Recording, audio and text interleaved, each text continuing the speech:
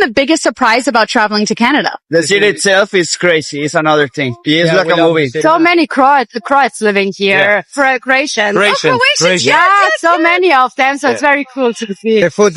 Organization, yeah. The organization, huh? Yeah. The people are really nice, are friendly. I drive for at least 11 hours just to see the matches. Like 3 years ago, after the 2022 World Cup, we found out that it was going to be in Canada, and me and Will and her have just been saving. One of those real. It's unbelievable. How old are you guys? I'm 11, Will's 9. And how old are you? 5. Listen, 11, 9, and 5. How big is the piggy bank to get into the World Cup? Ginormous. Free McDonald's. It's World Cup. Yeah, you can have another. McDonald's and World Cup make for an excellent combination. Let's go. Grab your World Cup meal. Let's see what you say. Yeah, grab your World Cup meal over here. Yeah, go ahead. Thank you. Daily gratitude. I'm grateful for this World Cup game. Canada is in. I know the World Cup is evil, folks, but the World Cup is amazing. I'm so grateful for the fact that I've already made a couple friends walk into the stadium or the fan zone that I'm going to go to. And it's just such a beautiful time where people are hanging out with each other. People want to talk to each other. We're all supporting something. We all can get behind something. It doesn't have to be political. We can just enjoy being the company of other people. So folks, I hope today, wherever you're at, I hope you could enjoy the game. I hope you could enjoy the people that matter and go Canada. Go. Woo! Canada have just really swooped in and saved the day. Because this is Omar Artan, Somali referee. He was voted Africa's best referee. So he was meant to fly out to the United States and referee in this World Cup. But no, because as I'm sure we've all heard, the United States actually denied him entry to the country for seemingly no reason other than the country he's from. But this is where Canada come in, because after this news, they have announced that they will welcome this Somali referee, Omar Artan, to come and referee their games in the World Cup. Obviously, because Canada are hosting some games, they have the jurisdiction to do so, and this is a huge W from them. The price tag, $4.75 million. Support this kind of activation of public space, but we also have a responsibility to appropriately steward public funds. Vancouver's police department will receive $200,000 per week to run security for the pedestrian zone. And downtown Vancouver's BIA will receive $1.25 million for programming. But Fry says the details on how those funds will be spent is unclear. We saw this budgeting go from originally $3.5 million to $4 million to $4.75 million over the course of 48 hours. So to me, that says there's no plan. Granville Street is ready to become a global world-class entertainment district. It has reignited, I think, a sense of optimism and positivity about what is actually possible in our city. Will a pedestrian-only street without FIFA succeed over the next 7 weeks? Hard to say. We're throwing a lot of money at it. The Granville Street pedestrian zone may also run as a Christmas market in November. World Cup in Toronto has finally come to an end. And I have to admit it, Toronto killed it this year, bro. Like, you guys are the best supporters I've ever seen in sports. It was probably the best thing I've seen since 2019. And by the way, I'm not a sports guy. I don't watch games anymore. But I like the fact that it brought people together of all countries, of all groups. And we need that more often. And on top of that, Ronaldo was in Toronto, right? Like, he's the greatest soccer player of all time. And on top of that, I'm glad that nobody was beefing over sports, because you guys know that's low IQ. But just a quick reminder, make sure to enjoy every single moment of your life. God bless you guys. It was a great game, and the atmosphere is amazing.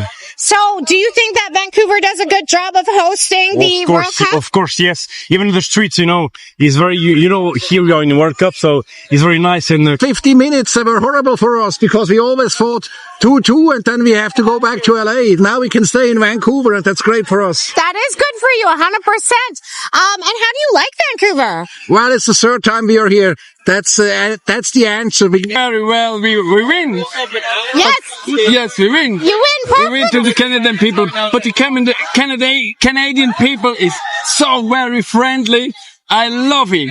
You love it? Yeah. Do you like Vancouver? Oh yeah, oh, it's a beautiful place. Better than Switzerland. Really? I just landed in Toronto from London, and the accents here are insane. They literally use our London slang, but they got like American accents. I'm going to be streaming here while I'm at the World Cup, so let me know what there is to do in Toronto. Apparently, there's fireworks going off everywhere. So we're heading to the harbour front to see every single firework. On a goated spot. I'm right.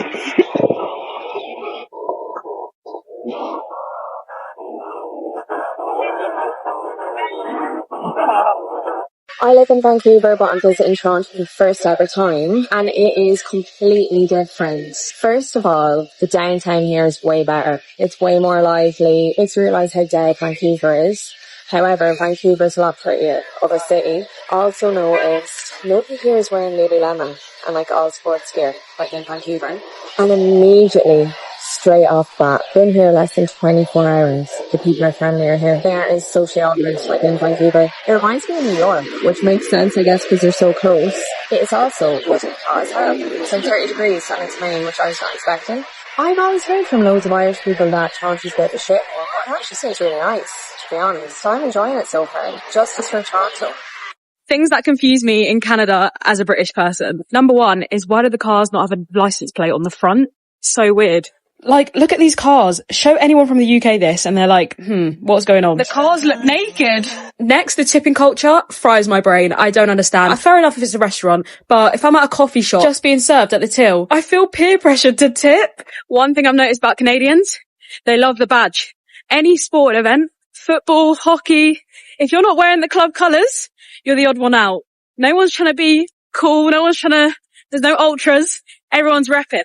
Okay, this one's a bit rogue, but the Chinese food just doesn't hit the same. I'm sorry. I don't know what it is, but a sweet and sour chicken in Canada is not the same in the UK. Family, when the first wave of European fans landed in Canada for the World Cup 2026, nobody expected the reaction to be this intense. Many came with assumptions shaped by highlight reels, travel clips, and even distant impressions of North America, but what they encountered the moment they stepped off the plane completely disrupted their expectations.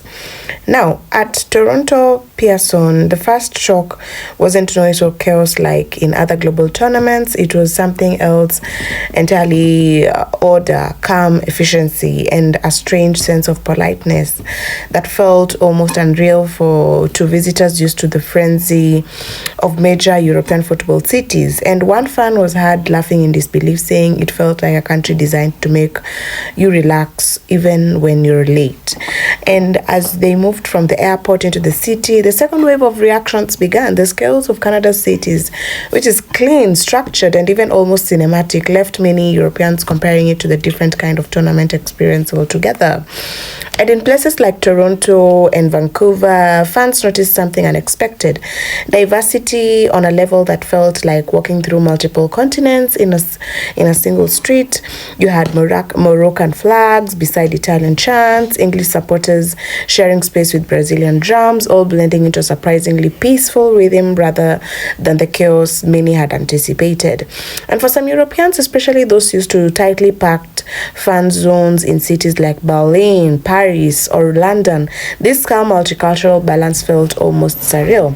But the real turning point came when they reached the fan zones. Expecting the aggressive, high energy, sometimes tense environment seen in past World Cups, many were instead met with something far more controlled yet still electric. Massive screens, organized queues, accessible public spaces, and even families standing side by side with ultra fans created a completely different atmosphere. And one Spanish supporter reportedly said it felt like football in a utopia, while an English fan joked that even arguments in Canada sounded polite. And the contrast between expectation and reality became a running theme across every reaction clip circulating online. Then came the weather, the unexpected wild card. Even in summer conditions, sudden chills in certain regions caught some European fans off guard. Light jackets, layered outfits, and spontaneous purchases of hoodies became part of the World Cup experience. Yet instead of frustration, many turned it into humor. joking that Canada was testing their football loyalty with climate difficulty setting stand on. And so food culture added another layer of the surprise, from poutine to maple-infused dishes and global street food fusion. European visitors were stunned by how familiar and foreign the experience felt at the same time. And one German fan described it as comfort food from a parallel version of Europe that chose politeness as its national identity. And social media quickly filled with reactions of fans trying Canadian classics and reacting in real time, equal parts confusion, joy, and admiration. As kickoff day approached, stadium atmospheres became the final emotional peak. The raw inside venues like BC Place and BMO Field was not chaotic, it was structured intensity. Fans noticed how smoothly crowds moved, how security felt present but not intrusive, and how even rival supporters often shared chants instead of hostility. And for many Europeans, this was the biggest shock of all, that a World Cup environment can feel this safe, this open, and still deliver world-class passion. But by the end of the first matches, reaction had shifted from surprise to respect. And what started as disbelief slowly turned into appreciation. Many European fans admitted that they had underestimated Canada, not just as a host, but as a stage for a completely different kind of global football experience. And as clips spread across social media, one sentiment kept repeating: we came expecting football, we didn't expect this version of the world.